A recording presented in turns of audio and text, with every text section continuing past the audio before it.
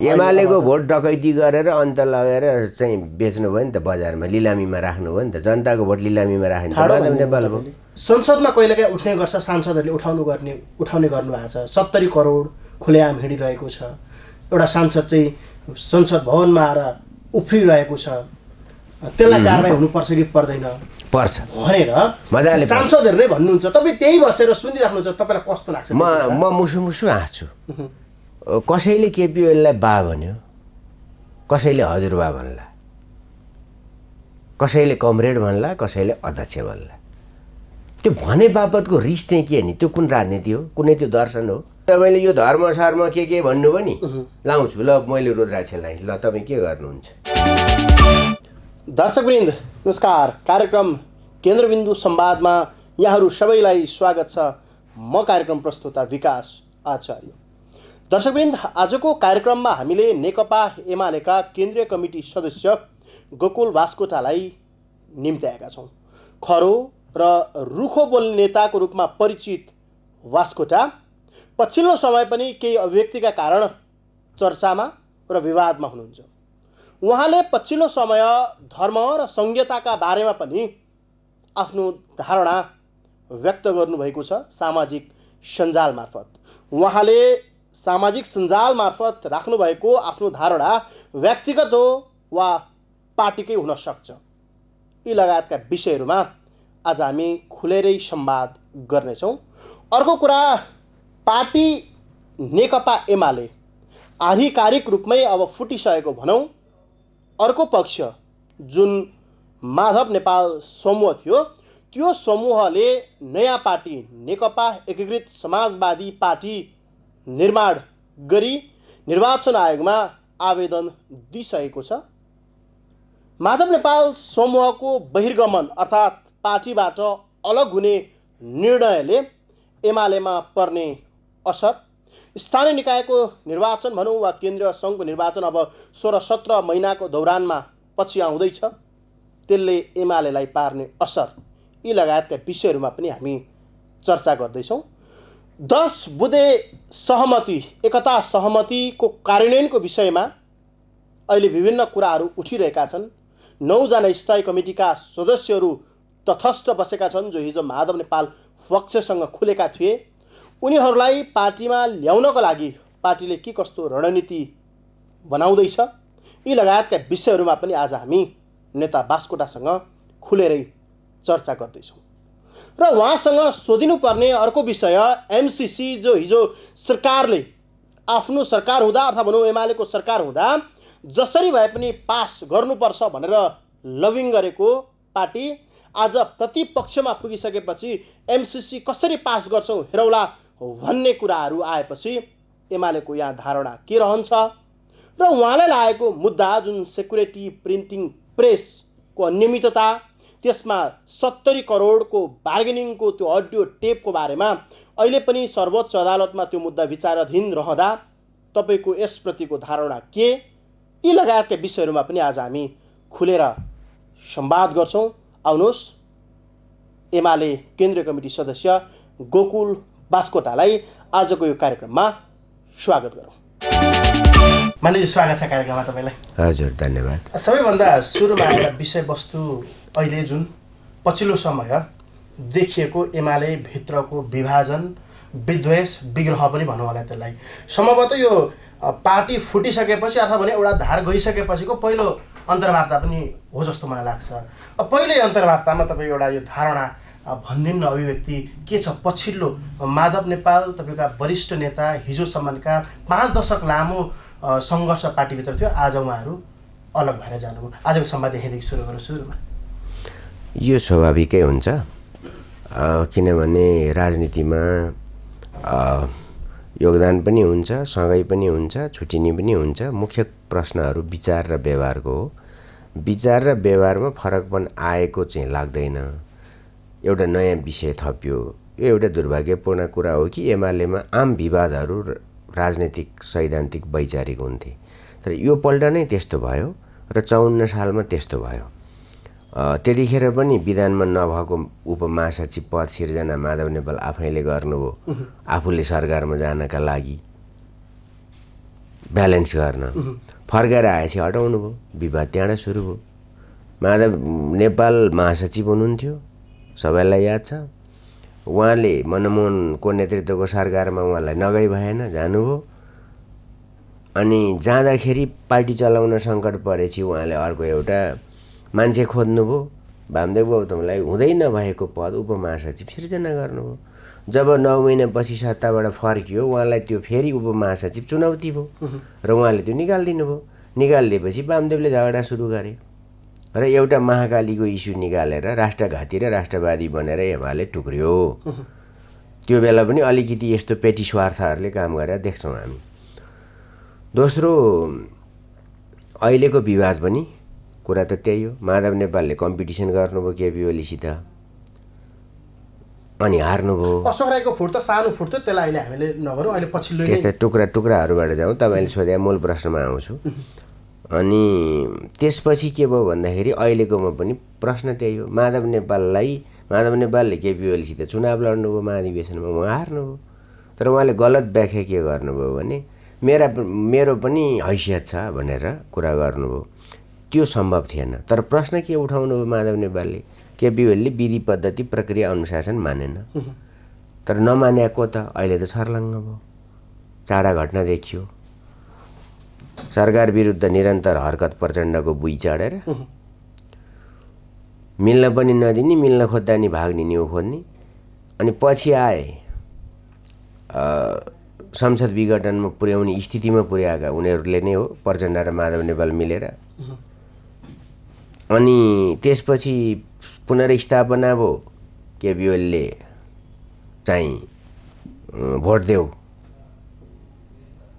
भन्नुभयो भोट हाल्नु पर्ला भनेर संसद बङ्क गरेर युनिभर्सिटीका कलेजका विद्यार्थीले कलेज बङ्क गरे जस्तो बङ्क गरेर बेपत्ता भए त्यो कुन अनुशासन थियो अनि पछि फेरि देउबा कहाँ गएर मतदानै गरे भनेपछि अनुशासन उल्लङ्घनकर्ता माधव नेपाल अनि माधव नेपाल चाहिँ विधि पद्धति र अनुशासनको धरोहर भनेर गफ लाउने कुरा भो यो दुनियाँमा कसैले पत्याउँदैन है यो हिजोको कुरा हो जतिखेर पार्टीभित्र के भइरहेछ भने मान्छेलाई थाहा हुँदैन थियो फगत आस्था मात्रै हुन्थ्यो आज पलपलका घटना मान्छेले देखेका छन् त्यसो भएको हुनाले इच्छा नपरे जाने त्यति हो कुरा गइसक्नु हो त्यसमा के टाउको दुखाइ छ र अब लगभग एमालेमा पहिरै गए जस्तो देखिएको छ हुन त अब पूर्व प्रधानमन्त्री तपाईँका अध्यक्षले अब यो एउटा इट्टा खुस्केको हो टालटुल भइहाल्छ त भन्नुभएको छ तथापि हेर्दाखेरि 24 सांसद केन्द्रीय कमिटीकै कुरा गर्ने भने लगभग 95 हाराहारीमा केहीले त मैले मेरो हस्ताक्षर दुरुपयोग पनि भन्नुभएको छ यी बाहेक यो पहिरोलाई चाहिँ कसरी हेर्नुहुन्छ कुरा त्यो जम्मा जम्मीमा त्यही हो यो 95 जना पुरै त्यो महाधिवेशनबाट निर्वाचित भएका होइनन् उहाँले महाधिवेशन निर्वाचित भन्नुभयो ती हो त होइन है त्यो चाहिँ खास कुरा हुन्छ भने 47 जना जति पुग्छन् होला त्यस हिसाबले हेर्नुहुन्छ भने 20% त्यहाँ पनि पुग्दैन उहाँको पार्टी फुटाउन चाहिने 20% पनि त्यो त गलत थियो थ्रेसहोल्ड घटाउनु भयो 40 थियो नि त हिजो अस्ति केपी ओलीले त्यो एकचोटि यस्तै 40 र वा मात्रै चेन्ज गर्दै हो नि रको ठाउँमा वा राख्दै हो नि त होइन त्यति गर्दा उहाँहरूले घोर प्रतिगामी भन्नुभयो उफ्रिनु भयो त्यो कार्यान्वयनमा गएर नि केपी ओलीले म फिर्ता लिन्छु भन्नुभयो फिर्ता लिइदिनु भयो तर अहिले त उहाँले देउबासित मिलेर त्यो जारी गराउनु भयो त्यो पनि 20%मा त्यो किन राखे होला म छक्क पर्छु आखिर तोडेरै जानु छ त त्यो 20 जना 22 जना सांसदको जागिर जोगाउन उहाँलाई के त्यत्रो बेपत्ता परेको थियो त जागिरको माया त रहेछ माधव नेपाललाई यदि राजनीतिक नेतृत्व गर्ने हो र चाहिँ साँच्चै विद्रोह हो भनेदेखि त छोडेर म गएँ भनेर अर्को पार्टी दर्ता गर्न जानुपर्ने हो नि होइन त अर्थात् एमालेबाट जित्ने अर्को पार्टीमा गएर म एमालेबाट भोट ल्याएको भन्ने एउटा त एमालेको भोट डकैती गरेर अन्त लगेर चाहिँ बेच्नु भयो नि त बजारमा लिलामीमा राख्नु भयो नि त जनताको भोट लिलामीमा राख्नु त माधव नेपाल भयो लिलामी गरे होइन त एमालेको भोट चाहिँ डकैती गरेर देउबा कहाँ लगाएर बुझाउने देउबालाई बुझाउने लिलामी होइन नि त लिलामी त हो नि त्यो अनि काङ्ग्रेसलाई भोट हाले हो नि त माधव नेपाललाई काङ्ग्रेसले भोट हालेर माधव नेपाल जित्या हो त एमाले भोट हालेर माधव नेपाल जित्या हो नि लगेर काङ्ग्रेसलाई बुझाएपछि के भनौँ त त्यसैले माधव नेपालको बहादुरी केमा देख्थेँ भने म चाहिँ उहाँको साँच्चै विद्रोह थियो भने यो हामीलाई चित्त बुझेन, अब मिल्न सकिएन, ठिक छ हामीले एमाले छोड्यौँ। सघाए भए 40 पुर्याएर लगाए भए हुन्थ्यो। त्यो नसकेर एकातिर झ्यालबाट छिर्नुभयो, चोर बाटो जानुभयो, चोर बाटै गएको हो, कुनै मूल बाटो त हिँडे होइन नि माधव नेपाल, चोर बाटो हिँडेको। अनि पार्टीको मत लगाएर लिलामीमा राखेको। अब हुँदा हुँदा यति लोभी रहेछन् कि बाँकी त 16 महिना छ, धुलो चखाउँछु केपी ओलीलाई भन्छन्। अनि चखाउनेले के त्यो 22 जनाको जागिर बचाएर बस्नु पर्यो त, हामीले छोड्यौँ ड्याङ्गै। अब हामी मैदानमा भेटौँला भनेर किन हुती नगरेको?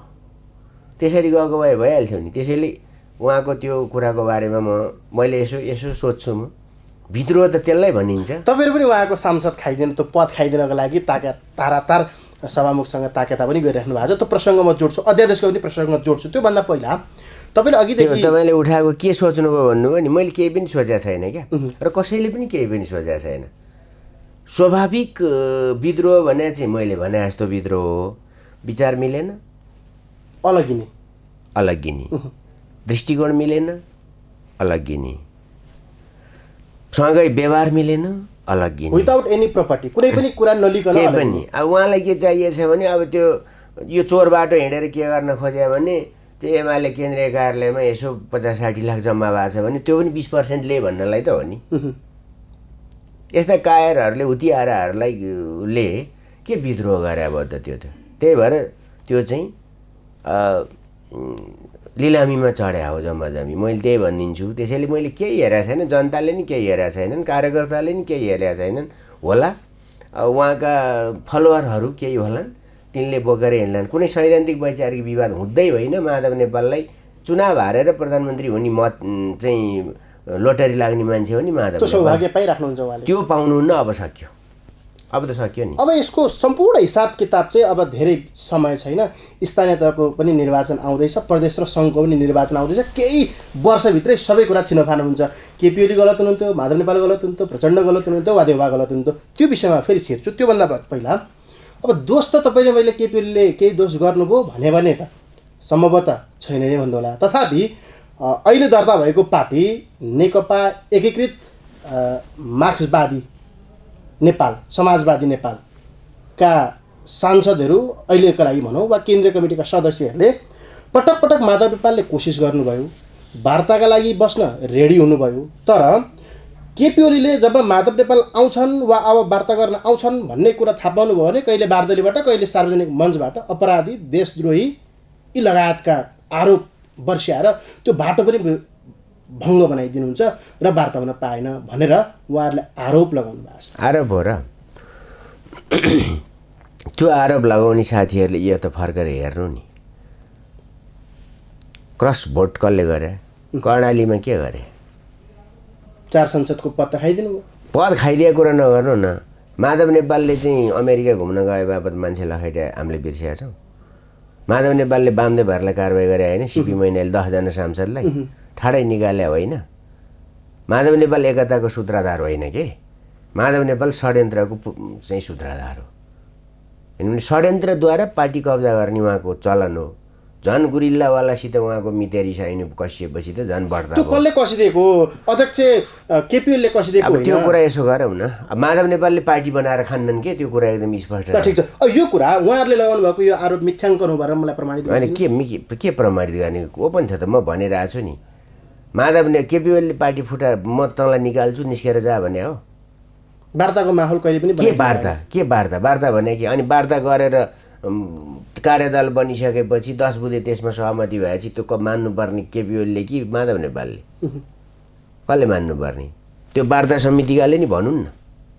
माधव नेपालको तर्फबाट खटाइएका वार्ता समितिका साथीहरूले नि भनुन् न।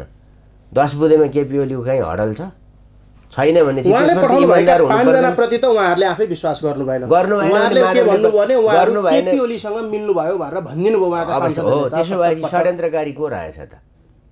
त्यसो भएपछि षड्यन्त्रकारी को रहेछ? कहिलेकाहीँ राजनीतिमा इन्फ्लुएन्स भन्ने कुरा हुँदैन। इन्फ्लुएन्सको केही पनि मतलब छैन। आँखो देख षड्यन्त्र कसले गरेर रहेछ त?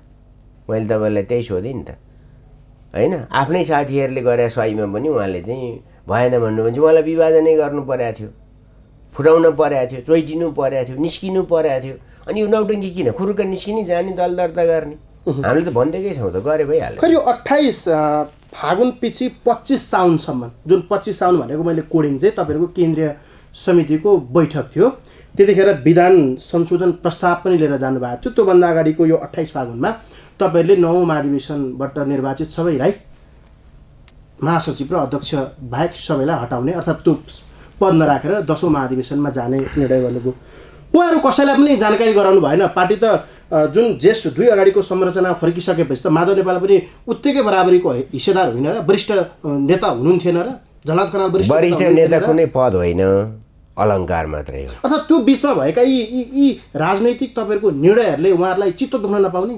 चित्त दुख्ला होला नि त। उहाँहरूले निरन्तर घेरेर के अरे त्यत्रो सङ्घर्ष गरेर पार्टीलाई बलियो बनाएर सुदृढ गरेर बल्ल बल्ल सरकारमा कम्युनिस्ट पार्टी पुगेको छ। अनि त्यो चाहिँ कुनै उपलब्धि नदेख्ने केपी ओलीले गरेको, अनि निरन्तर घेराबन्दी गरेको छ, हैरान बनाएको छ, के गरेको छ, खेदेको छ, लखेट्या छ, 4 पल्ट निकालेको छ, बाहिर बसेर बैठक बसेर त्यहाँ गएर चाहिँ ल्याप्चे हो अध्यक्ष भन्ने प्रमाणित गराउन खोजेको छ। पार्टी विरोधी हरकत माधव नेपालले गरे, अपराधी नै हो माधव नेपाल। अब के गर्नुहुन्छ? अपराध गर्नु भएको छ नि त, पार्टी विरोधी अपराध उहाँले कहीँ गर्नु। अध्यक्षकै भाषा बोल्नुभयो। सबै कुरा उहाँलाई हामीले मान्यौँ, सबै आम माफी भन्यौँ नि। फेरि आउनुभयो त? आउनु भएन नि। भन्नुभयो आम माफी दिने अरे महाराजले भन्नुभयो उहाँले। ठिकै छ त, उहाँ महाराज उहाँ चाहिँ के त नि, उहाँ सामन्ती होइन त? अरूलाई मान्दै नमान्ने, निर्वाचित अध्यक्षलाई पनि अध्यक्ष होइन भनेर कारवाही गरेर हिँड्ने उहाँ को नि? को माधव नेपाल? तपाईँको सांसद, तपाईँको वरिष्ठ नेता हो। म पनि नेता पार्टीको, उहाँ मात्रै नेता। 15 वर्ष महासचिव भएर त म पनि भएँ नि त। मैले पनि त 20औं 30औं वर्ष 35औं वर्ष पार्टीमा काम गरेर म पनि आएँ। 5 दशक उहाँले नेतृत्व गर्नु, मैले 3.5 दशक गरेँ। अब के तपाईँले 35 वर्ष गर्नु, 3.5 दशक भयो नि त। अनि उहाँले के जन्मै भनेर मार हान्न पाइन्छ त? कानुन लाग्दैन? हिस्सेदारी हुँदैन कतै? हिस्सेदारी त उहाँले 15 वर्ष पार्टी चलाइहाल्नु भयो नि त, भइगयो त। देखियो त 33 सिट लिएर आएन माधव नेपालको कुशलता? त्यही लिएर आएको होइन, 121 लिएर आएको हो। उहाँका पालामा पार्टी फुटेन के का निम्ति? उहाँलाई महासचिव नभई भएन, त्यस कारण फुट्यो। वामदेवलाई किन नदिया त? हिजो दिया भए वामदेवले पार्टी फुटाएर हिँड्थे र, मख परेर नाचेर एकदम चाहिँ जान्थे होला। अनि अहिले हामी बैठकमा आउनुहोस् भन्दाखेरि के पञ्चेबाजा बोकेर सुपारी दिएर, अघिल्लो दिन चाहिँ गएर सुपारी दिएर अनि पञ्चेबाजा बजाएर अझ नआएपछि डोली बोकेर जानुपर्ने हो हामी? तपाईँहरूलाई कुनै ग्लानी छ? मालिक हामी भरिया? उहाँहरू जानुभयो, माधव नेपाल मालिक हामी भरिया हो? त्यसैले यसमा केही पनि मतलब छैन नि त। त्यसो भएपछि उहाँले गरी खानुहोस् न, सिद्धिको त हामीलाई त आउँदो छैन। उहाँलाई किन रोइलो त? त्यसो भए एमाले किन चाहियो त? चाहिएर रहन्छ नि त। एमाले फुटाएर हिँड्छु भन्नेले किन एमालेको रोइलो झिक्नु? को लाउँछन् पछि लाएर जानु, के बिगार्नु छ बिगार्नु। अर्को नयाँ केशरजङ रायमाझी हुनु भइहाल्यो नि त। उहाँ कसित के कमिटमेन्ट छ पार्टी फुटाइ छोड्छु भन्ने, सबै नक्कली कुरा हो यो। उहाँ कम्युनिस्ट होइन कि कम्युनिस्ट आन्दोलनलाई धोका हो यो। उहाँले धोका गर्नु, धोका हो। कुनै एउटा ग्लानी छ? उहाँले पद नपाए बापत, जम्मी पद नपाए बापत यत्रो पार्टी सिसा चाहिँ फुटाउन तयार हुने मान्छे कति? उहाँले विधि पद्धति मान्नु भएन केपीले। यो फेरि अघि नै बताइदिइसकेँ, नमान्या कसले हो? व्हिप उल्लङ्घन कर्ताले नमान्या हुन्छ कि मान्या हुन्छ? के हुन्छ? मान्या हुन्छ कि नमान्या हुन्छ? जसले व्हिप उल्लङ्घन गर्यो, विधि पद्धति अनुशासन उसले मान्या कि नमान्या? जसले स्वतन्त्र उम्मेदवार उठाउँछ पार्टीको उम्मेदवारका विरुद्ध, त्यसले विधि पद्धति अनुशासन मान्या? वाह, सबै ढोग नक्कली कुरा हो।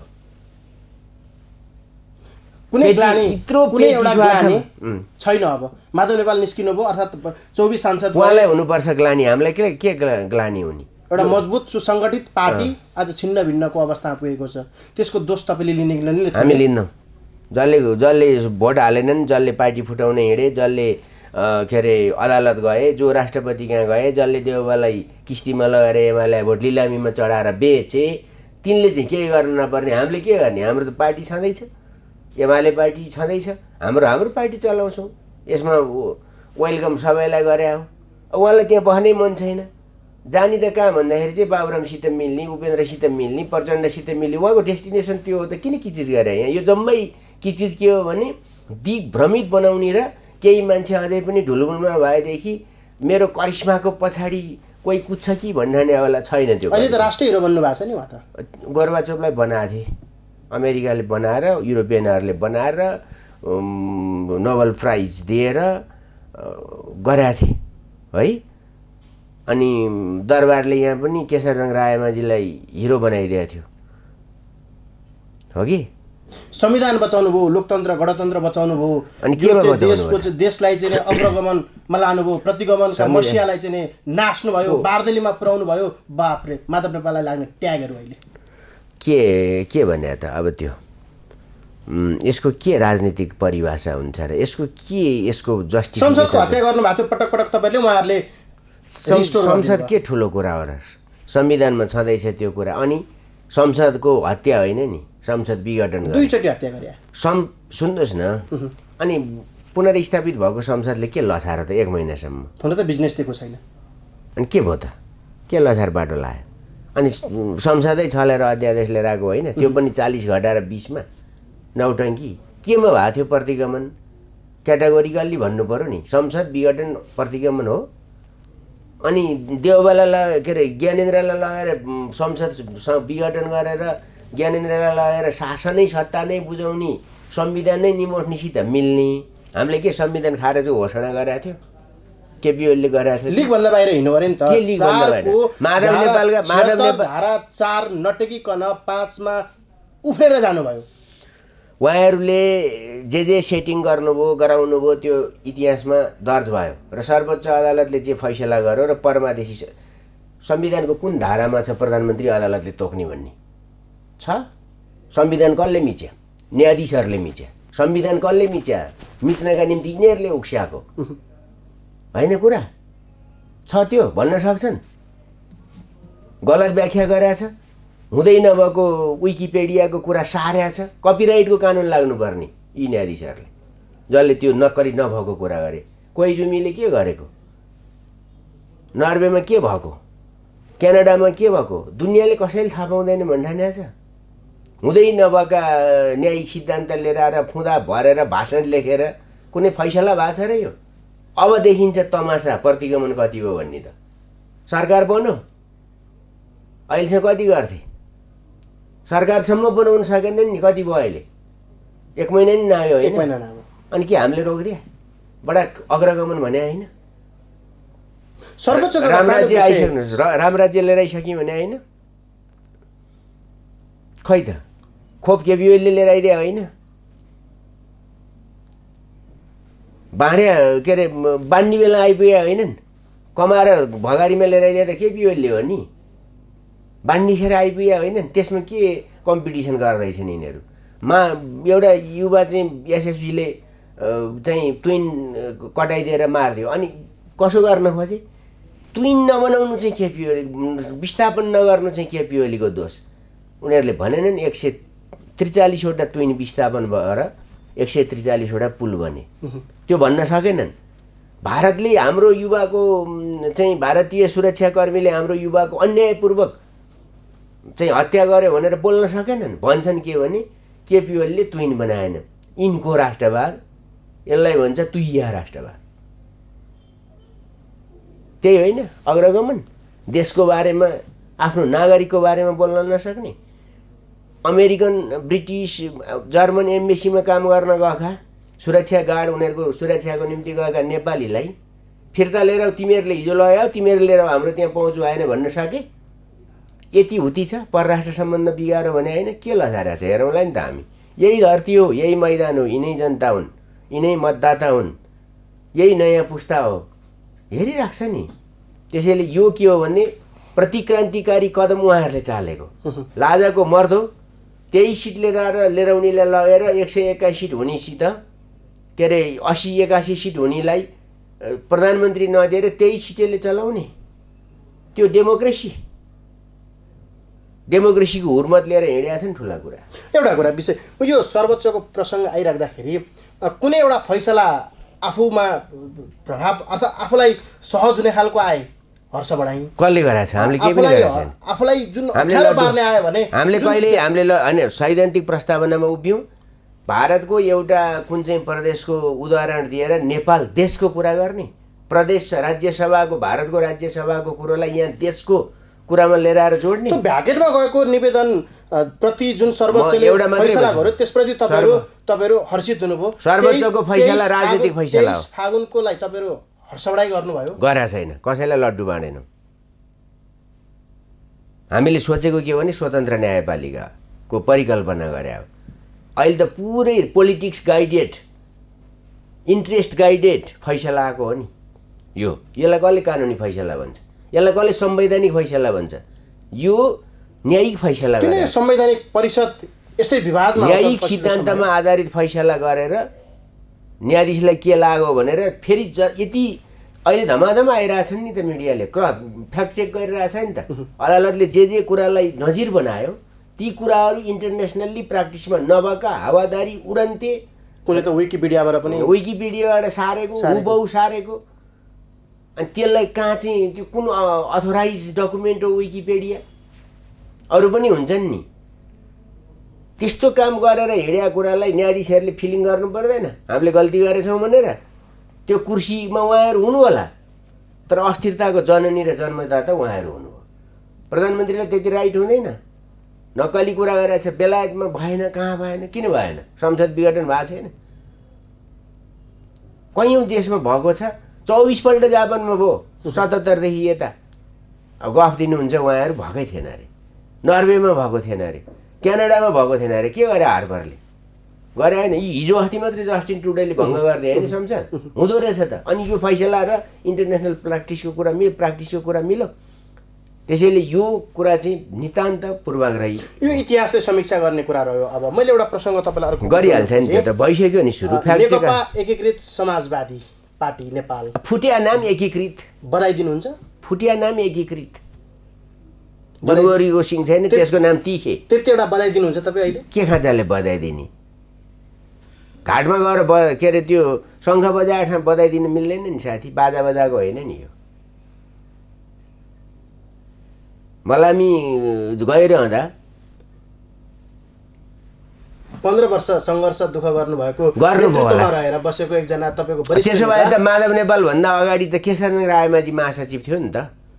माधव नेपालले केशरजङ रायमाझीलाई महान क्रान्तिकारी नेता हो भन्छन्। त्यो लिगमा हिँडुन्जेल त्यही ठिक छ भन्ने हो, गलत गरेर चाहिँ गलत भयो नि, के मतलब? शुभकामना। बधाई सधाई यस्तै हो, सम्पूर्ण शुभकामना गरिखानुहोस्। सामाजिक सञ्जालमा उहाँहरूलाई बधाईको ओहिरो छ। तपाईँहरू सङ्घर्ष गर्नुभयो, केपी ओलीसँग तपाईँहरू जुझ्नुभयो, पदका निम्ति षड्यन्त्र गर्नुभयो। सङ्घर्ष माधव नेपालले गरे होइन। जहिले पनि उहाँको सत्तामा टिक्ने भनेको षड्यन्त्र गरेर पद प्राप्ति गर्ने हो। त्यही हो कुरा। एउटा तपाईँहरूलाई गम्भीर आरोप लाग्ने गर्छ। हुन त तपाईँ यो आरोपहरू बढी सुन्न रुचाउनुहुन्न। म कति तपाईँको इन्टरभ्यू हामीलाई आरोप लगाएको छ, तपाईँलाई म बताइदिन्छु नि त। त्यसो भए साथी, के आरोप? हामी सत्तामा अहिले छैनौँ। सत्ताधारीहरूको काम केपी ओलीको विरोध गर्छ। जयसिंह धामी एसएसपीले मार्छ, ट्विनको काम किन चाहिँ भएन भनेर केपी ओलीलाई गाली गर्छन् भनेपछि स्टेटमेन्टसिप यो देशमा कोसित छ? स्टेटमेन्टसिप कोसित छ? आज पनि जस दिने र जस लिने कुरामा चाहिँ हिजो केपी ओली नेतृत्वको सरकार पनि चुकेको छ। मेलम्ची ल्याउने डिजाइनर को थिए भनेर आज हामी संसदमा मैले गरे भाषण सुन्नु भएन? किशुनजीलाई सम्झिन्छु म भनेर तपाईँले मात्रै भन्नुभएको छ। अनि भन्नु त एउटा पार्टीको एउटा नेताले भन्छ त्यही त हो नि। तपाईँले त भनेको मैले सुनेको छु। तर अरू हामी तथ्य तोडमोड गर्दैनौँ हामी। प्रधानमन्त्रीले त्यतिखेर तत्कालीन प्रधानमन्त्री केपी शर्मा ओलीले तर कम्प्लिट गरेर त केपी ओलीले पनि एउटा यत्रो मञ्च थियो, मञ्चमा किशुनजीलाई सम्झिनु भएन भनेर गुनासो कङ्ग्रेसको धेरै। राष्ट्रपतिको भाषण सुन्नु भएन? उद्घाटन भाषण। त्यो त जस नदिने दिनेमा त पहिलेदेखिकै यो। सुन्नुहोस् न, तपाईँलाई म यो चिज बताइदिन्छु कि तपाईँलाई। यो कुनै जस लिने दिने कुरा होइन नि, रिजल्ट चाहियो होइन। रिजल्ट कसले दियो? केपी ओलीले दियो। तपाईँलाई एउटा कुरा बताउँ, यो देशमा डेभलपमेन्टको बहस कसले सुरु गरायो? अरू कोही थिए प्रधानमन्त्री? आश्वासन त्यही ट्विनको कुरा हुँदा पनि आश्वासनको पनि केपी ओली हटेपछि ट्विन एउटा पनि विस्थापित नगरे चाहिँ देउबाले हो कि होइन? निर्णय त गरिसकेको थियो नि त अघिल्लो सरकारले। सरकार त अविच्छिन्न उत्तराधिकार संस्था हो नि, होइन र? अनि त्यसले गर्नु पर्दैन थियो। मैले आश्वासनको पनि बहस भनौँ। के आश्वासनको बहस? कति कुराहरू प्रधानमन्त्री रहेपछि केपी ओलीले देखाउनु भयो। भोट माग्न जाँदा आश्वासन अनि धरेर आश्वासन हो, रानी पोखरी आश्वासन हो। ग्यासमा पाएन। सुन्नु जे भएन त्यसमा उफ्राइ, पानी जहाज आएन। त्यही त, जे भएन त्यसमा उफ्रा। अनि रेलको चाहिँ डिपिआर बनिरहेको के रेल एक दिनमा आउँछ? रेल लिएर आउँछु भन्ने सपना देखेर डिपिआर बन्यो, सम्झौता गरेर, त्यो ठुलो कुरा हो। लाखौँ रुपियाँ अहिले त्यत्तिकै हामीले भारतलाई बुझाउनु पर्ने भएर रेल चलेन भएर अस्ति चलाए भने त त्यही 60 किलोमिटर चलाएको छ त, बनाएको छ त, त्यहाँ चलाएर देखाए भइगयो त। रेल ल्याइदिएको छ नि, लाखौँ रुपियाँ तिरेर मात्रै त अनि लाखौँ त रेल किन्दा अर्बै तिर्नु पर्यो होला नि त। 80-83 करोड तिरेरै लिएर आएको हो नि त त्यो। अनि तपाईँले भात खाँदाखेरि चाहिँ के गर्नुहुन्छ? पैसै नतिरी भात खान दिन्छ तपाईँलाई पसैलाई? अर्काको सामान लिएर आएपछि पैसा तिर्दैन? नभएको तपाईँको यहाँ चाहिँ टेक्निसियन भएन भने हायर गर्नुहुन्न? हो, टेक्निसियन हायर हुन्छन्, चलाउनु नि त। कम्तीमा रेल ल्याएन नभन्नुहोस् कि। 500 किलोमिटर लामो रेलमार्ग 1 वर्षमा हुँदैन। रेलको च्याम्पियन अहिले को? रेलको च्याम्पियन चाइना हो। जापानलाई नै उछिनिसक्यो। जापानले आफूले दाबी गर्थ्यो डेभलपमेन्ट के हो, विकासको मोडेल। ती देशमा पनि अहिले पनि बिछ्याइँदैछ नि। इन्डियामा रेल अस्ति हेर्नु भएन लकडाउनको बेला है, कति प्याक छ। त्यसो भइसकेपछि रेल आयो नि, किन आएन? काठमाडौँमा आउँछ भनेको थियो र? चाइनासितको त लामो कुरा हो नि, त्यो त लङ टर्म कुरा हो, दीर्घकालीन कुरा हो। फेरि भौगोलिक संरचना यिनीहरू नै होइन रेलमा लगानी गर्नुहुन्न। चाइनामा गऱ्यो भने साम्यवाद आउँछ भनेर यिनीहरूले अब हामीलाई डर के छ भने अहिले यिनीहरूले त्यो सम्झौतै उल्ट्याउँछन् कि जस्तो योजना तुयाइदिन्छन् भन्ने डर हो। त्यो चाहिँ के भने नेपालीको सपना तुवाइदिन्छन् भन्ने डर। यिनीहरू त्यस्ता हुन् नि त। प्रधानमन्त्रीले भन्नुभयो त म 17 महिनापछि फेरि आएर आउने हो, सबै कुरामा व्यवस्थापन गर्छु। त्यो त आइहालिन्छ नि, किन नआउने? षड्यन्त्र गरेर हटाएको, जनताले हटाएको होइन, फेरि आइन्छ। मजाले आइन्छ, मजाले आइन्छ। तपाईँलाई म भन्छु नि, डाटा लिएर कुरा गरौँ न। म कुरा गर्छु यो विषयमा। डाटा लिएर कुरा गरौँ। हुलाकी राजमार्ग कहाँ पुग्यो? रेलवे तराईको कहाँ पुग्यो? यताको कहाँ पुग्यो? 10 पोइन्ट एग्रिमेन्ट कुनै जोक होइन साथी। यो चिनसितको आजको विश्व महाशक्ति बनिरहेको। हामी त ल्यान्डलक थियौँ। यो गरेका कुरा देख्न नसक्ने, अनि व्यक्ति पूजा गरेर देउबा मलाई मनपर्छ किनभने के छ त्यो? केपी ओलीलाई सरापेर के पाउँछन्? गरेर देखाए भइयो नि अहिले। अनि एमसिसीको गफ थियो, खोइ त कहाँ गयो त? प्रसङ्ग उठाउँछु म।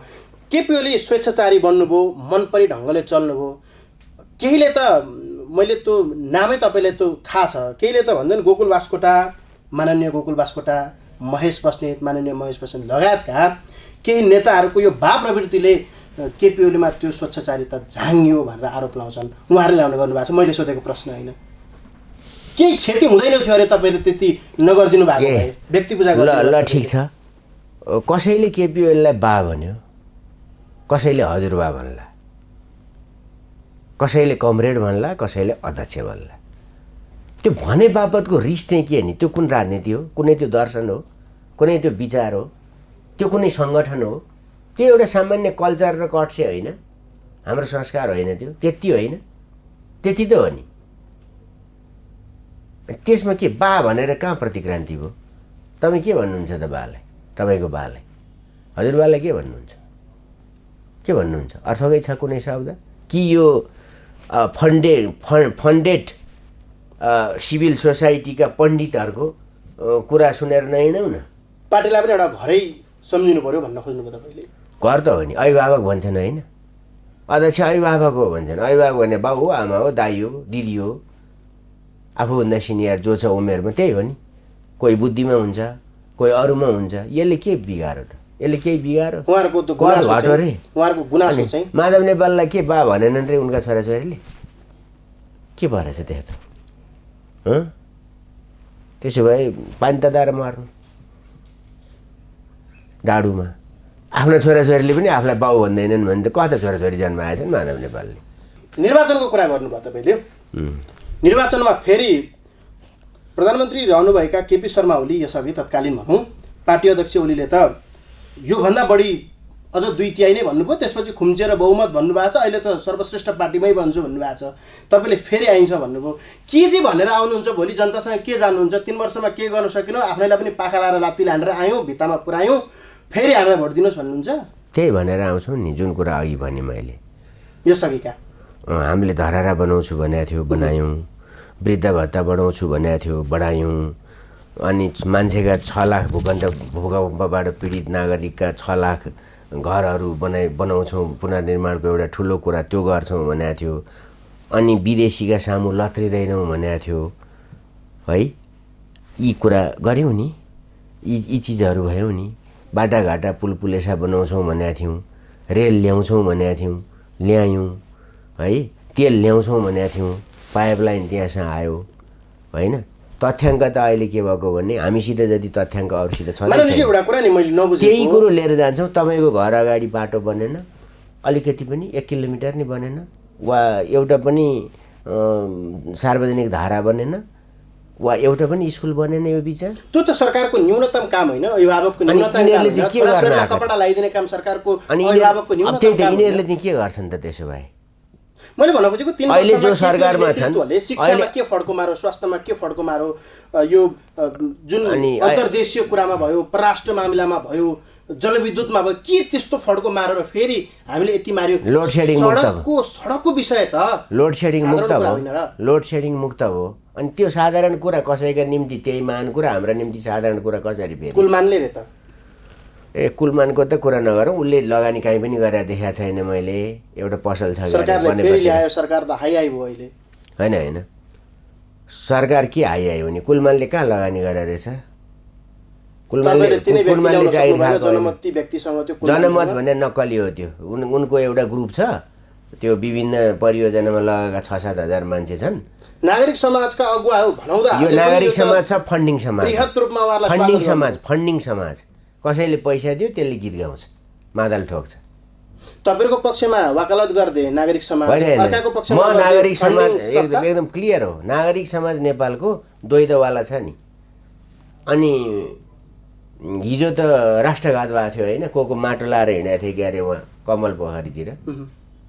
बनाउन पनि नदिने यिनीहरू पोखरी, माटो बोकेर हिँड्छन्, भत्काउँदै हिँड्नु न। यिनीहरूको काम यो हो अहिले। त्यसैले चाहिँ नागरिक समाजको कुरा नगरौँ। यिनीहरू डलरे समिति हुन्, डलरे समाज, एनजिओ, आइएनजिओ, यो युरोपियन युनियन कता कताको यिनीहरूलाई फन्ड आउँछ। त्यो फन्ड हुन्जेल यो उफ्रिन्छन्, फन्ड सिद्धिन्छ, फेरि एउटा फन्डा झिक्नु पऱ्यो, दाता कहाँ जान्छन्। यिनीको काम त्यही हो है। तिनले दियाबाट चाहिँ मिडिया समेतमा इन्भेस्ट गरेछ। त्यसैले यो सेटिङवाला नागरिक समाजको कुरा नगरौँ, साधारण मान्छेको कुरा गरौँ। हेल्थ सेक्टरमा करिब 42 लाख मान्छे स्वास्थ्य बिमाभित्र आए, 1 लाख रुपियाँ पाउने छन्, बराबरको त्यो के भन्छ उपचार पाउँछन् उनीहरूले। कोभिडको इन्सुरेन्सको त अहिले पैसा कोभिडको इन्सुरेन्स तपाईँकै सरकारको लोकप्रिय कार्यक्रम अनि अहिले निकालेर दिनु नि त। त्यो के कार्यक्रम निकाल्न सकेको छैन। हिजो अर्थमन्त्रीले यो अघिल्लो सरकारले नचाहिँदो काम गरेको भनेर आरोप लगाउनु। यसो गरौँ नि त, त्यसो भए खारेज गरिदिनु नि त उहाँहरूले। पहिला खारेज गर्नु पऱ्यो के, अनि भन्नु पऱ्यो त्यो कुरा। अनि पहिला त्यो स्वास्थ्य बिमा, आम नागरिकलाई स्वास्थ्य बिमामा गर्ने कुरा खारेज गरिदिनु पऱ्यो क्या, अनि भन्नु पऱ्यो क्या। नत्र त हुँदैन नि त, मिल्दैन नि त कुरा। त्यसै गरी यो एकल महिला भत्ता, वृद्ध भत्ता, विभिन्न सामाजिक सुरक्षा भत्ता, मजदुरहरू र यो मालिकहरूको यो सामाजिक अर्को के भन्छ सुरक्षा अभियान, यी सबै उहाँहरूले खारेज गर्नु पऱ्यो के। खारेज किन अहिलेसम्म 1 महिना भइसक्यो खारेज गर्नु पर्दैन? पुल पनि भत्काउनु पऱ्यो, डिजाइन पनि फेर्नु पऱ्यो। अब त्यो संसद भवन बनिरहेछ, त्यो पनि यसो डिजाइन मिलेन भनेर अर्को त्यो पनि भत्काइदिनु पऱ्यो। यस्तो पो गर्नु पऱ्यो त भने। त्यो केपी ओली, सबै केपी ओलीको बारेमा मात्रै अब 17 महिना उहाँहरू विरोध गरेर बस्नुहुन्छ भने त उहाँहरूको एउटा महान काम सफलतापूर्वक हुने भयो। त्यो भनेको केपी ओलीको विरोध, केपी ओलीको विरोध, केपी ओली, सपनामा केपी ओली, विपनामा केपी ओली। इतिहासमा हामीले पनि यो कस्तो शक्तिशाली मान्छे रहे। संसदको अभ्यासहरू हामीले हेऱ्यौँ। यसअघि पनि हामीले यस्ता संसदको अभ्यास हेर्दाखेरि सत्ता पक्ष चाहिँ बढी आलोचक हुनुपर्ने, प्रतिपक्ष बढी आलोचक सरकार पक्षबाट। किन यस्तो हुन्छ भन्ने निज्यू हो। त्यो भनेको उहाँहरू एजेन्डाविहीन हो, उहाँहरूसित केही पनि छैन। एजेन्डा त केपी ओलीसित रहेछ नि। त्यसैले केपी ओलीले जे काम गर्यो त्यसको हिजो उहाँहरूले बेसरी विरोध गर्नुभयो, बेसरी विरोध गर्नुभयो। अहिले उहाँहरू आफू केही पनि गर्न नसक्ने भएपछि फेरि केपी ओलीको विरोध गर्न थाल्नुभयो। भन्नाले स्टेटमेन्टसिप, यो देशको शासक चाहिँ केपी ओली रहेछ क्या अहिले पनि, सत्ता बाहिर हुँदा पनि। बुझ्नुभयो नि, यही हो भएको। मानिज्यू अर्को एउटा प्रसङ्ग सोधेँ मैले। 14 सांसदमाथि कारवाही गर्नुभयो वरिष्ठ नेता माधव कुमार नेपाल सहित।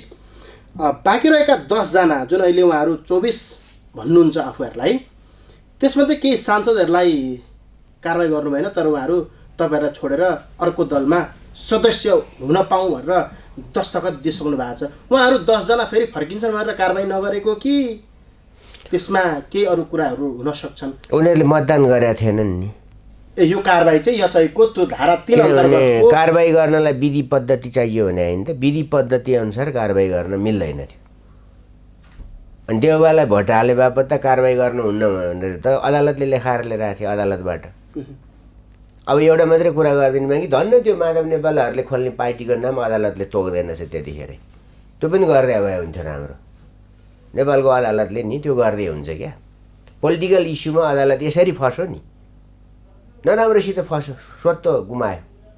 म व्यक्तिहरूको कुरा गर्दिनँ, तर अदालतको सम्पूर्ण स्वत्व समाप्त बनाइदियो। अब एउटा तपाईँलाई अहिले पछिल्लो समय देखिराखिएको कुरा, आज चाहिँ कसो तपाईँहरू जानुभयो जानु भएन अन्तर्वार्ता दिन आउनु भएको छ सायदै। हिजो र अस्ति त तपाईँहरूको बासै सभामुखको कक्ष अगाडि तपाईँहरूको रहेको थियो। जागिर चाहिँ त्यतै भयो जस्तो नि, विरोधै गर्नको लागि मात्रै सभामुखको 14 सांसदको लागि कारबाही गर, 14 सांसदलाई कारबाही गर। किन यति साह्रो मर्यादा सभामुखको किन हुर्मत लिनुभयो तपाईँहरूले गरेर? हप्की तप्की पनि गर्नुभएको छ। त्यस्तो केही पनि गरेको छैन। कुरा के हो भने तपाईँका सम्माननीय पूर्व प्रधानमन्त्री, तपाईँका अध्यक्षले सभामुख बन्नु छ कि छैन, संसद हाँक्नु छ कि छैन, अध्यक्षले बोलेको तपाईँले बोलेको होइन? होइन, अनि हप्की तप्की होइन नि, त्यो त त्यसलाई विचार, नभन्ने हप्की तप्की। त्यसलाई विचार सचिवालयले त पत्रै पनि सार्वजनिक गरौँ। जेसुकै गर्नुहोस्, उहाँले कानुन उहाँले उल्लङ्घन गर्न पाउनुहुन्न। उहाँले कुनै स्पष्ट के अध्ययन गर्ने? उहाँले अध्ययन गर्छु भन्नु नै सभामुखको सबैभन्दा ठुलो गल्ती हो, जहाँ अध्ययन गर्नको निम्ति उहाँलाई कुनै पनि कानुनी राइट छैन। उहाँले अध्ययन गर्नुभयो त लेखराज भट्टलाई निकाल्दा त्यही सभामुख होइन? सरितागिरीकै कुरा पनि आउन सक्ला यहाँ। सरितागिरीको छोडिदिउँ ल, त्यो पनि जोड्नुहोस्। त्यो 24 घण्टाभित्र भएको छ, अर्को 72 घण्टाभित्र भएको छ। प्लिज मलाई सक्न दिनुहोस्। अनि त्यही सभामुख होइन? उही निष्कासन होइन? निष्कासित गर्ने पार्टी फरक भएको त हो नि, प्रोसिडर त उही हो। अनि लेखराज भट्ट निकाल्दा, ऊ प्रभु शाह निकाल्दा, टोपबहादुर रायमाझी निकाल्दा, गौरीशङ्कर चौधरी निकाल्दा उहाँलाई 48 घन्टा लागेन, कुनै अध्ययन गर्नु परेन। के अध्ययन गर्ने उहाँले? उहाँ एमालेको अध्यक्ष होइन, एमालेको सचिव होइन, अनि उहाँ न्यायाधीश होइन। त्यहाँ कानुनले लेखिदिएर जे दिएको छ त्यही गर्ने हो।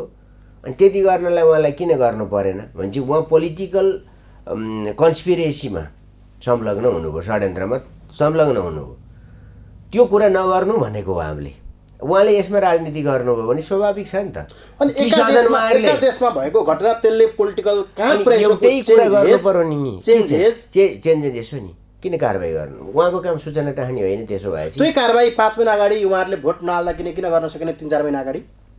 त्यो कुरातिर नजानुहोस् तपाईँ। जब कारबाही के हुन्छ भन्नुहुन्छ भने कम्युनिस्टहरूले के भन्छन् भने कारबाही चाहिँ एक प्रकारको हत्या हो, त्यसैले त्यतिखेर मात्रै कारबाही गर, जतिखेर अब कारबाही नगरी हुँदैन भन्ने पुगिन्छ त्यहाँ गर भने। हामी पर्खेन भने आइन तपाईँले रिजर्भ गरिएको अघि पर्खेन भने आइन तपाईँले पर्खेन, सहाएन केपी ओलीले भने होइन, कति सहायको रहेछ त तपाईँले नै बताउनु भयो नि अहिले कति सहायको रहेछ।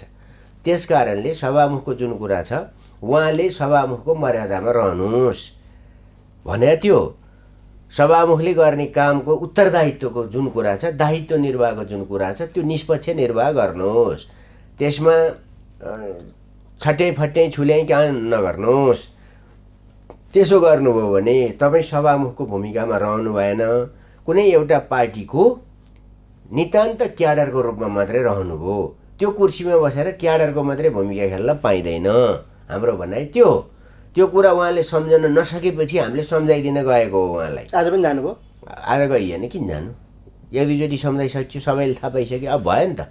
अनि गर्नु भएन भने सदन त यही सदन हो नि, चोइटियो भने पनि, फुट्यो भने पनि, हाँडी जस्तो भयो भने पनि, सिसा जस्तो चुरा चुरा भयो भने पनि, होइन चुरा फुटे चाहिँ फुटो भने पनि, जे भने पनि। अनि आज त्यति भन्दा भन्दै पनि त नेकपा एमाले सबभन्दा ठुलो पार्टी हो संसदमा, होइन र?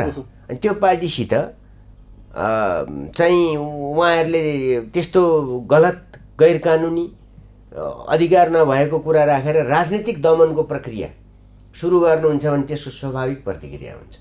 बिल्कुल स्वाभाविक प्रतिक्रिया हुन्छ र बिल्कुल स्वाभाविक प्रतिक्रिया हुन्छ, किनभने हामी इँटको जवाफ पत्थरले फर्काउँछौँ। त्यही हो कुरा। तपाईँ सामाजिक सञ्जाल फेसबुक ट्विटरमा निकै रम्नुहुन्छ। तपाईँका अभिव्यक्तिहरू केही पोलिटिकल इभेन्ट अर्थात् केही त्यस्तो भयो भने हामीले तपाईँलाई सिधै सम्पर्क गर्नुभन्दा अगाडि नै तपाईँको सामाजिक सञ्जालमा आइसकेको हुन्छ। हामीले त्यहाँबाट समाचार सुन्न बुझ्न तपाईँको राय बुझ्न पाउँछौँ। केही समय अगाडि एउटा यस्तो विषयमा पनि तपाईँको लेख थियो जुन सङ्घीयता धर्मनिरपेक्षता सम्बन्धीको एउटा सानो लेख, सानो स्टाटस जस्तो थियो। अहिले बहस पनि त्यसैमा सुरु भएको छ, कुनै साना पार्टीहरूले उठाएछन् यो बहस। तर यसले राष्ट्रिय महत्त्व राख्छ भन्ने तरिकाले एमाले भित्रै अब बहस हुन थालेको हो। अनि के राखेकै छ? मेरो कुरा गर्नुहुन्छ भने म यसमा निजी कुरा गर्छु। म चाहिँ संघीयताको विरोधी नै हुँ। अहिले पनि धर्मको पनि होइन। मलाई सघन दिनु न, पटक पटक स्वदेशी किन एउटै कुरा हुन्छ। त्यो स्वाभाविक कुरा थिएन। त्यो मधेस आन्दोलनपछि घुसाइयो, त्यो माने यहाँका दलहरूले, त्यो गल्ती थियो। संघीयताको अर्थ राजनीति, संघीयताको अन्तर्राष्ट्रिय राजनीति, संघीयताको भू राजनीति भनौँ न अरूभन्दा पनि, त्यसको प्रशासनिक कुरा, डेलिभरीको कुरा, यो सबै हेर्नुपर्थ्यो। मेरो विचारमा त स्थानीय तहलाई पर्याप्त अधिकार दिएको छ, नपुगेका अधिकार अझै थपिदियो भने किन चाहियो र त्यो भारी भरकम? त्यो त चाहिने थिएन। अनि त्यसो भन्दा संघीयता विरोधी भन्छन्, होइन? यिनीहरूलाई विदेशी भारी बोक्नु परेको छ, यी त्यसका कुरा गर्छन् हो। अब लागु त भइसक्यो, हामीले त लागु गरिदिनु पर्यो नि संविधानमा भएपछि। केपी ओली सरकारले इमान्दारीपूर्वक लागु गर्यो है। फेरि केही पनि थिएन नि भित्र थिएन। अनि केपी ओलीलाई मन थियो थिएन म जान्दिनँ, उहाँको मनको कुरा म गर्न सक्दिनँ। मैले मेरो मनको कुरा गरेँ र मैले सक्दा म अहिले पनि खारेज गर्ने हो। धर्मको कुरा पनि गरौँ न। धर्मको कुरा त हरेक देशको हुन्छ, हरेक देश हरेक। तपाईँ धर्म छ है तपाईँको, म मान्छु। तपाईँले वर्तमान भन्ने गर्नु गरिरहेको छु। बिहा भयो कि भएन मलाई थाहा छैन। तिथि श्राद्ध पनि हुन्छ, अनि पिताजीहरूले गर्नुहुन्छ, अनि पूजापाठ पनि चल्छ। घर बनाउँदा चर पूजा पनि हुन्छ नि। अनि त्यो धर्म संस्कृति एउटा विश्वाससित जोडिएर आएको कुरा त हो नि है। अनि अरूले पनि बाइबल समातेर शपथ खान्छन्। संविधान त होइन नि बाइबल। अमेरिकाको संविधान हो त बाइबल। वाइडेनले बाइबल छोएर शपथ खाएको होइन। अनि अमेरिकामा धर्मनिरपेक्ष राज्य हो कि धर्म सापेक्ष राज्य हो? त्यसो भए अमेरिका बाइबल कसको त? हिन्दूको त होइन नि। बाइबल कसको त? मुस्लिमको त होइन नि, हो र? हो त होइन नि। जब त्यो होइन भने अर्काको कुरा किन सुनेर हिँड्ने? नेपालमा धर्म व्यक्तिको स्वतन्त्रता हो। कुन धर्म मान्ने उसले मानोस्। तर कुनै धर्ममाथि आक्रमणै गर्ने उद्देश्यले, त्यसको सोसल कम्पोनेन्ट खल्बल्याउने उद्देश्यले निरन्तर धर्ममाथि किन हमला? मान्छन् नि त। श्राद्ध गर्नेले श्राद्ध गर्छन्, गर्न नपर्नेले गर्दैनन्। चण्डी पाठ रुद्री पाठ गर्नेले गर्लान् बिहान उठेर। अनि त्यो किन त्यसमा विरोध? के चर्च चाहिँ बनाउँदै हिँड्नुपर्ने, मन्दिर चाहिँ भत्काउँदै हिँड्नुपर्ने, गुम्बामाथि डोजर लाउँदै हिँड्नुपर्ने? त्यो त कम्युनिस्ट जस्तो भएन? जलरी र रामको कुरा प्रसङ्ग। अनि जलरी एउटा कुरा नेपालका कुन हार्वर्डमा पढे कि क्याम्ब्रिजमा पढे कि कुन इन्जिनियरले बनाएको पशुपति? कुन इन्जिनियरले बनाएको? कृष्ण मन्दिर कसले बनाएको? हार्वर्ड पढेर आउनेले? कसले बनाएको कृष्ण मन्दिर? त्यही रानी पोखरी युनिभर्सिटी थियो नेपालमा। अमेरिका कोही पढ्न गएको थियो होला त्यतिखेर? त्यही युनिभर्सिटी नि थियो कि थिएन? कि कोलम्बिया युनिभर्सिटीमा कि एमआइटीमा? यस्तो खालको कुरा के नगराउने? हरेक देशको धर्मसित के हुँदो रहेछ त? धर्मसित जोडिएर आएको तपाईँ कृष्ण मन्दिर कति कलात्मक छ? त्यो सम्पत्ति रहेनछ, त्यो ज्ञान रहेनछ। पशुपति त्यत्रो भूकम्प नि केही भएन नि त। के रहेछ त्यसको जोडान? साथी हो नेपालका पत्रकारहरूलाई पनि भनिदिनु छ, धेर नबकिय, काम छैन, अर्काले आफ्नो देश बनाउँदैन। तपाईँ भन्नु त, 55 ध्याले दरबारदेखि पाल्पा दरबार लगेर डडेलो लाउनेहरूले ठुला कुरा गरेर धर्मको विरोध गर्ने पादरीका सन्तान यी त्यसो भए, म त्यो भन्छु नि त। तर चर धर्मप्रति मेरो के अरे त्यो क्रिस्चियनिटीप्रति मेरो कुनै रिस राग छैन। एउटा मलाई यो एउटा प्रश्न सक्न दिनुहोस् माने त्यसैले तपाईँले यो धर्म शर्म के भन्नु पनि लाउँछु। ल मैले रुद्राक्ष लाएँ, ल तपाईँ के गर्नुहुन्छ? चुडालेर फ्याल्छ कसले मेरो नाडीबाट यो निकालेर?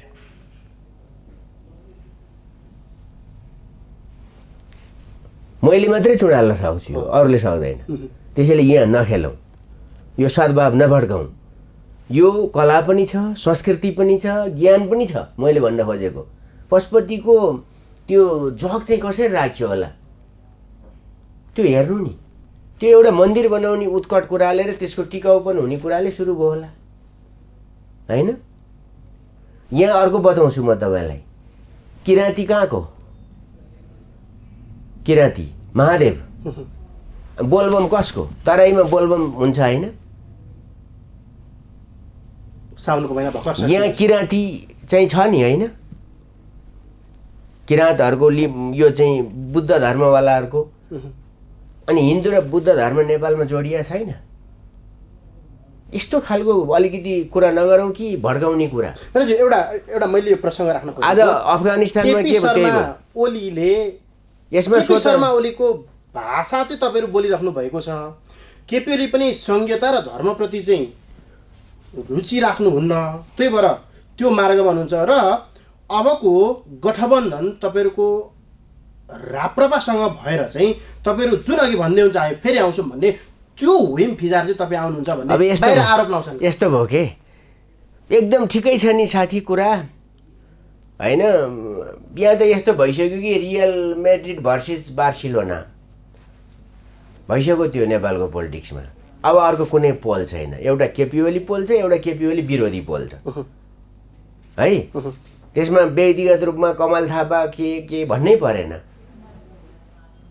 को केपी ओलीको राष्ट्रवादी कुरामा, हाम्रो मौलिकताको बारेमा, क्रान्तिहरू आयात र निर्यात हुँदैनन्। केपी ओलीको विश्वास त्यही हो, इम्पोज पनि हुँदैन। त्यो त्यही देशका जनताले फैसला गर्ने हो। राष्ट्रहरू ठुला र साना हुन्छन्, सार्वभौम सत्ता उही हो। हरेक व्यक्तिलाई विकासको प्रतिफल भोग्ने र सुखी जीवन बनाउन मन छ, राष्ट्रलाई पनि छ। अमेरिकालाई मन छ, नेपाललाई मन छैन, जापानलाई मन छ, हामीलाई मन नहुने। त्यसैले हामीले आफ्नो क्षमताको गर्ने हो।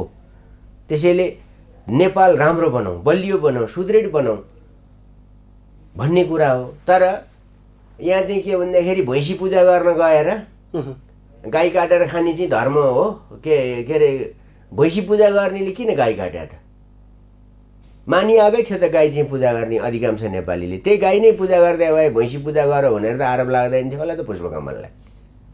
गाईको पुच्छर समातेर बैतर्नी चाहिँ पास हुन्छ हुँदैन मलाई थाहा छैन, तर हाम्रो चलन छ।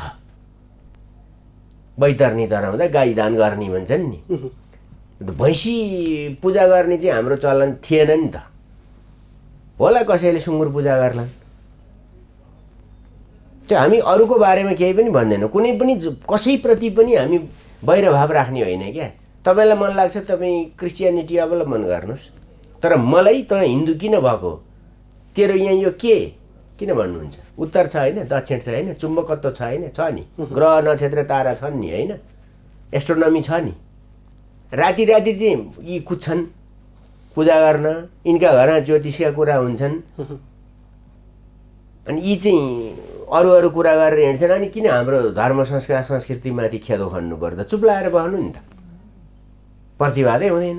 त्यसैले हामी केपी ओलीको जुन भन्नु नि चुनावमा के हुन्छ भनेर टुपोल, एउटा रियाक्सनरी लम्पसारवादी, खास वास्तविक प्रतिगामी, वास्तविक नेपाली नभएकाहरू। मैले अस्ति पनि त्यत्तिकै भनेको होइन, संसदमा पनि सुन्नुभयो होला, भनेको छु। गाउँले बलदेवको कविता है, बाहिर हेर्दा नेपाली परन्तु अर्कै भइसकेँ, बाहिर हेर्दा नेपाली परन्तु अर्कै भइसकेँ, विदेश मेरो स्वर्ग हो, मै पनि स्वर्गीय भइसकेँ भन्ने स्थितिमा नेपाल राष्ट्रको रक्षा हुँदैन। मानिज्यू अर्को प्रसङ्ग हो, केपी ओलीले नेपाली भएर नेपालका लागि गर्छु भनेको हो, त्यसैले केन्द्रीकृत हुन्छ त्यहाँ। कसलाई बा भने कि भनेनन्, आमा भने कि भनेनन्, त्यो यो बेकारको कुरामा नजाउँ साथी। 26 साउनमा पूर्व प्रधानमन्त्री केपी शर्मा ओलीले सदनमा पहिलोचोटि सम्बोधन गर्दै गर्दा धेरैवटा विषय उठान गर्नुभयो। त्यसमध्येमा एउटा एमसिसीको विषय उठान गर्छु। अब एमसिसी हेरौँ न कसरी पास गरौँला। हिजो तपाईँहरू नेतृत्वमा रहँदा हतार गर्ने, अहिले अर्को नेतृत्वमा आएपछि आङकुसे लाउने, एमसिसी वास्तवमा तपाईँको व्यक्तिगत इच्छा के हो, पार्टीको इच्छा के हो? एमसिसी हामीले गरेर सम्झौता होइन। एमसिसी नेपालको कुनै पोलिटिकल लेभलबाट निर्णय भएर गरेर सम्झौता पनि होइन। म बुझ्दैछु अझै। त्यो 1-2 जना कर्मचारीलाई मैले सुनेअनुसार त्यतिखेर अमेरिकामा कार्यरत राजदूतलाई पनि एमसिसी के हो भनेर एउटा पनि देखाइएन। कसले तयार गर्यो, कसले सही गर्यो। नेपाल वा ठुलो लाभ लिँदै थियो वा नेपाल फस्दै थियो, म भन्न सक्दिनँ। कुरा के हो भन्दाखेरि कसैको पनि सहयोगको कुरा, विशुद्ध ग्रान्ट हो भने त्यही अनुसारको भाषा शैली आदि इत्यादि हुनुपऱ्यो, सम्झौता हुनुपऱ्यो। इन्भेस्ट हो भने त्यही खालको हुनुपऱ्यो। यो कसैको सैनिक वा राजनीतिक एलाई गठबन्धनको कुरा हो भने त्यही कुरा हुनुपऱ्यो। एउटा कुरा चाहिँ दावासाथ भनिदिन्छु, कहीँ कतै त्यो त संसदमा हामीले त संसदमा पेस गर्ने भने हो। कसैबारे पूर्व दृष्टिकोण नबनाऊ। अहिले पनि म त्यही भनिरहेको छु। एमसिसी के हो पूर्व दृष्टिकोणमा नबनाऊ। एमसिसीको बुदा आएपछि सबैभन्दा पहिला त एमसिसी एक्ट 2003 अमेरिकन कङ्ग्रेसले पास गरेका कुराको बाट यसको आउनुपर्छ। त्यसपछि हामीसित भएको भनिएको सम्झौताको कुरा आउनु पर्यो। सम्झौताको त्यो सम्झौताको चाहिँ सुरुवात राजनीतिक तहबाट भएको थियो कि कर्मचारीको तहबाट भएको थियो, कहाँबाट भएको थियो, यसको पहलु त्यहाँबाट हेर्नु पर्यो। त्यसपछि यसले दिने लाभ र यसले उत्पन्न गरेका आम शङ्काहरूको निवारण हामीले गर्नु पर्यो। निवारण हुनसक्छ, निवारण गर्नु पर्यो। यतिकै बकेर अमेरिकाले दियो त्यसैले यहाँ साम्राज्यवाद छ, चाइनाले दिएको त्यसैले यहाँ साम्यवाद छ, भारतले दिएको हो त्यसैले यहाँ चाहिँ प्रभुत्ववादी सोच छ, हैकमवादी सोच छ। यो हामी भन्दैनौँ। सत्य जे हो हामी त्यसको पक्षमा उभिन्छौँ र एमसिसीको बारेमा चाहिँ सरकारले लिएर आउनु पर्यो। अब महराले अनुमति दिएको, के अरे देउबाले अनुमति दिएको, ज्ञानेन्द्रबहादुर कार्कीजीले सम्झौता गरेको, संयोगवश उहाँहरू नै सरकारमा आउनु भएको छ। संसदमा पेस गर्नुहोस् न, अनि छलफल गरौँला। के होला रिजल्ट, अनुमान? म कुनै अनुमान पूर्व प्रेडिक्सन गर्दिनँ। तपाईँ कहाँ उभिनुहुन्छ? तपाईँको आफ्नो व्यक्ति होइन, म कहाँ उभिन्छु भन्ने कुरा पहिला म राम्ररी पढ्छु। मान्छेले त्यसो 5.5 खराब छ भन्छन्, के भन्छन्, मैले अहिले भनिसकेँ नि। आम नागरिकहरूको शङ्काको निवारण गर्न सक्छौँ कि सक्दैनौँ? प्राविधिक रूपमा, कानुनी रूपमा, राष्ट्रिय सुरक्षाको हितमा, सार्वभौम सत्ताको हितमा। त्यसैले यो लगानी हो कि यो ग्रान्ट हो कि 5 वर्षे परियोजना हो कि दीर्घकालीन परियोजना हो कि त्यसको दायित्व वहन नेपालले के गर्नुपर्ने हो, यो चिज हेरेर र छलफल संसदले पास गर्ने हो नि त। त्यसैले उहाँहरूले पेस गरे भइहाल्यो नि त। अनि त्यसपछि हामी अध्ययन गरौँला। तपाईँहरूले नि अध्ययन गर्न पाउनु भएको छैन नि। एउटा बुदा च्यापेर मलाई मन परेको बुदा च्यापेर म कुद्ने, अर्कोलाई मन परे अर्को किन कुद्ने? समग्र अमेरिकन कानुनदेखि लिएर यो सबै राखेर गरौँला नि त। त्यसरी पो जानु राम्रो हुन्छ होइन र? मानिज्यू अब अर्को एउटा विषय, तपाईँलाई राजनीतिमा सायद लाग्छ सबैभन्दा तपाईँको दुःखदपूर्ण क्षण नै त्यो होला, किनभने तपाईँ सरकारबाट बाहिरिनु पऱ्यो त्यतिखेर त्यही प्रकरणले। त्यो प्रिन्टिङ प्रेस प्रकरणको अहिले पनि कुरा उठ्ने गर्छ। हुन त अहिले यो विचाराधीन नै छ यो मुद्दा।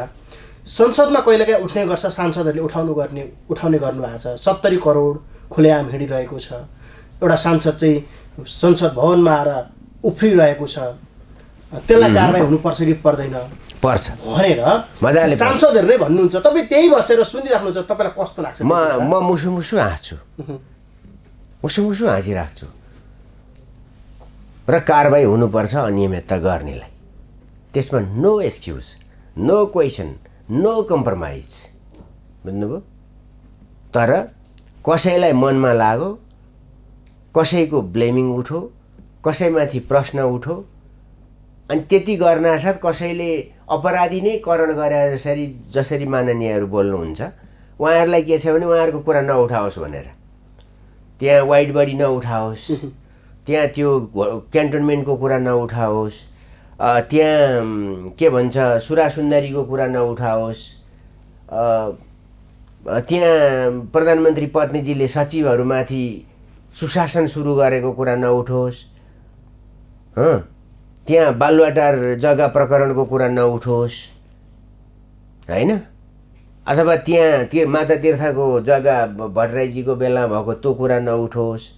यी सबै कुराहरू चाहिँ नउठोस् भन्न एउटालाई यसो टुच्चा टुच्चा टुच्चा दिएपछि डिमरलाइज गरिन्छ भन्ने ठान्या होला। त्यो ढाल चाहिँ तपाईँ बनिराख्नु भएको छ। मलाई आनन्द छ। म के भन्छु भने यो राष्ट्रका विरुद्ध मैले कुनै अपराध गरेको छैन र गर्दा पनि गर्दिनँ। तपाईले एउटा टेलिभिजन अन्तर्वार्तामा प्लिज अनि जहाँसम्म अपराध गरेको छ भने त कारबाही हुनु पर्यो नि।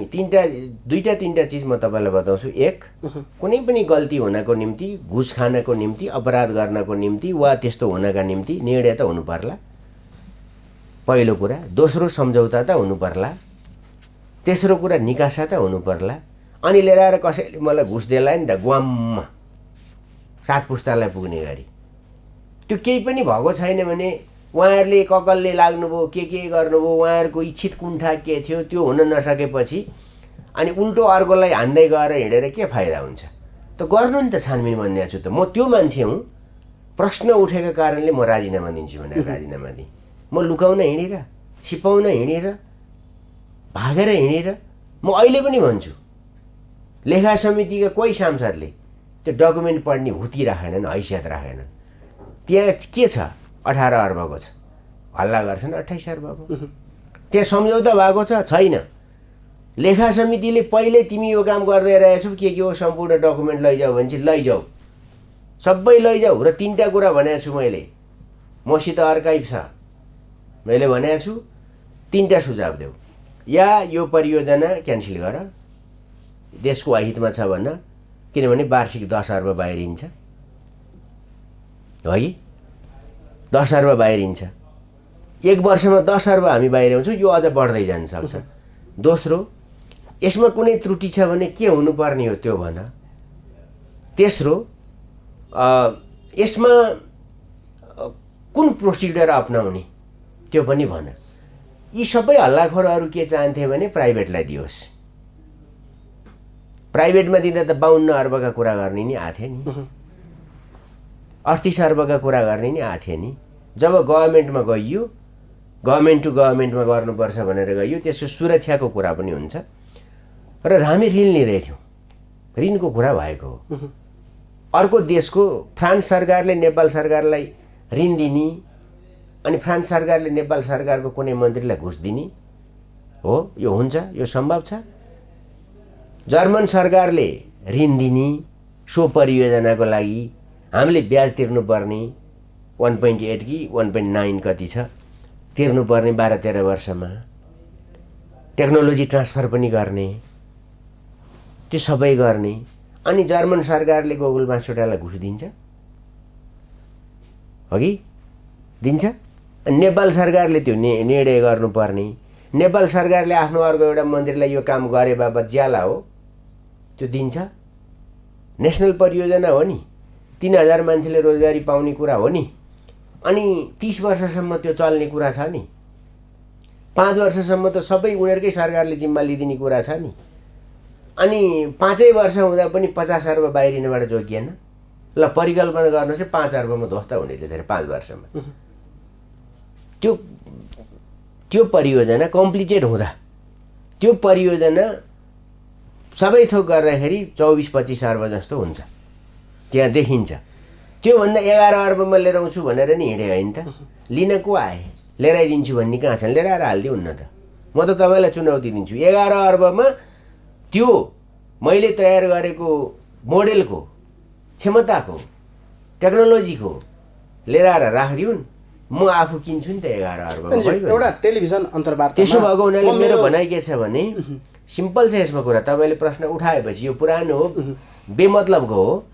त्यसैले भन्नु त के भन्ने भने तपाईँले भने त्यो के अरे 70 करोड संसदमा पटक पटक उठेको भएर एउटालाई मैले भन्ने अनि टाई सुट लाएर आउने भन्नु अनि के लङ्गौटी लाएर आउँछु त सदनमा म सदनमै होइन सदनमा मैले उसलाई बाहिर भनिदिएँ बाहिर सकिसकेपछि के उफ्रिरहेको छ लङ्गौटी लाएर आउँछु त म हुती भए कारवाही गर न मलाई दोषी देखाउ न तथ्य प्रमाण ल्याउ न भनिदिएको छु मैले त्यसैले यसमा मलाई केही चिन्ता छैन एउटा कुरो मान्नुहोस् महाभ्रष्टहरू कमिसनखोरहरू उनले सेटिङमा तय गर्नेहरू आर्थिक अपराधमा संलग्न हुँदै आएका तत्त्वहरू यिनको स्वार्थ सिद्धि नहुने भएपछि नक्कली कुरा खडा गरेर एउटा मान्छेलाई ड्यामेज गर्न खोजे मान्छे एउटा कुरा भनिदिनुहोस् टेप फेक हो म मेरो यो निर्दोषपन चाहिँ म अदालत गएको छु यो गर्न सक्छु म निर्दोष छु भनेर म अदालत गएको छु त भन्नुभएको छ म अदालत गएको छु त मैले भनिदिन्छु तपाईँ निर्दोष हुनुहुन्छ न्याय तपाईँले पाउनुहुन्छ म त 100% निर्दोष छु तर अदालतमा गएको छु अन्तिम म माथि गलत कुरा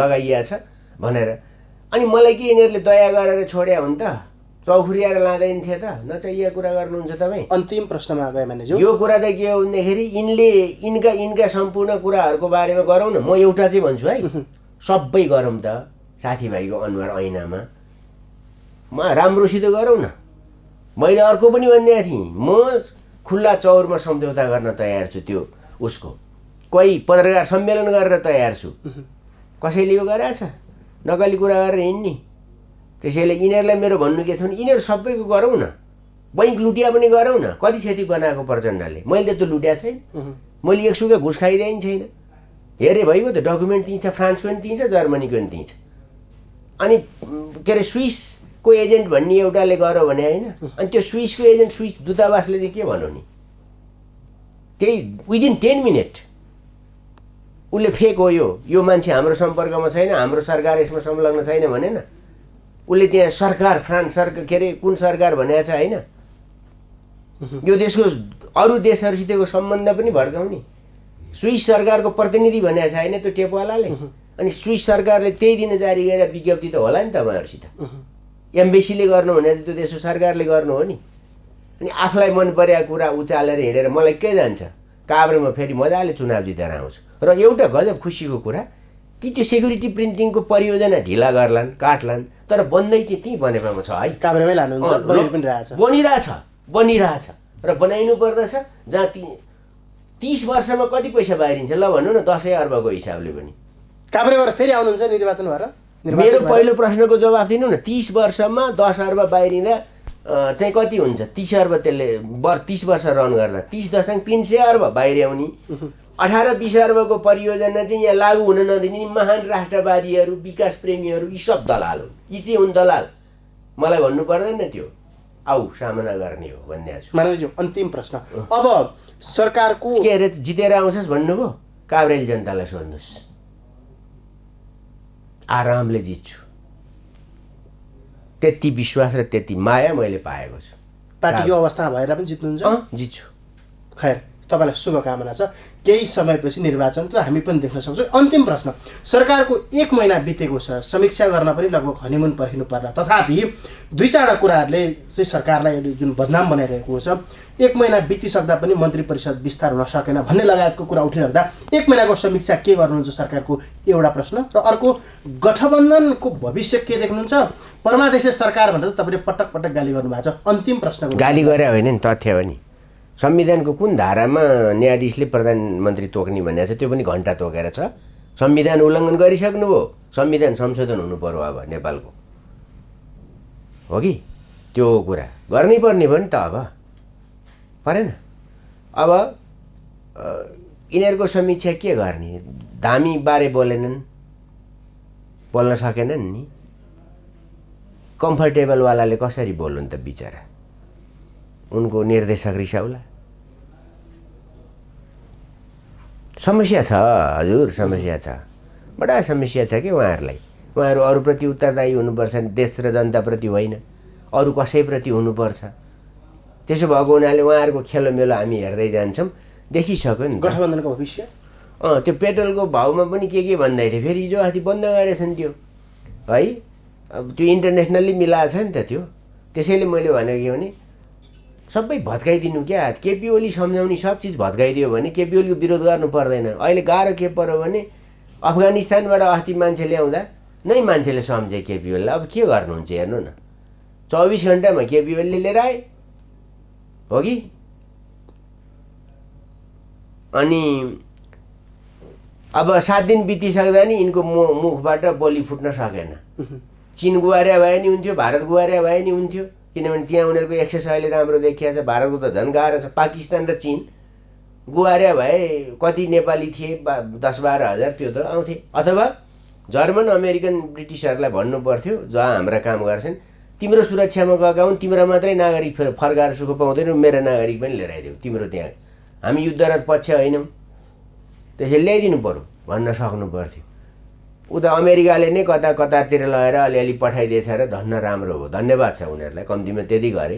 तर यति पनि यो सरकारले त भन्न सकेन नि। वाह, परराष्ट्र सम्बन्ध वेल सन्तुलन बिगारे केपी ओलीले बनाउन थालेको हालत यो भनेपछि यिनका पाला के हुन्छ देखिँदैछ।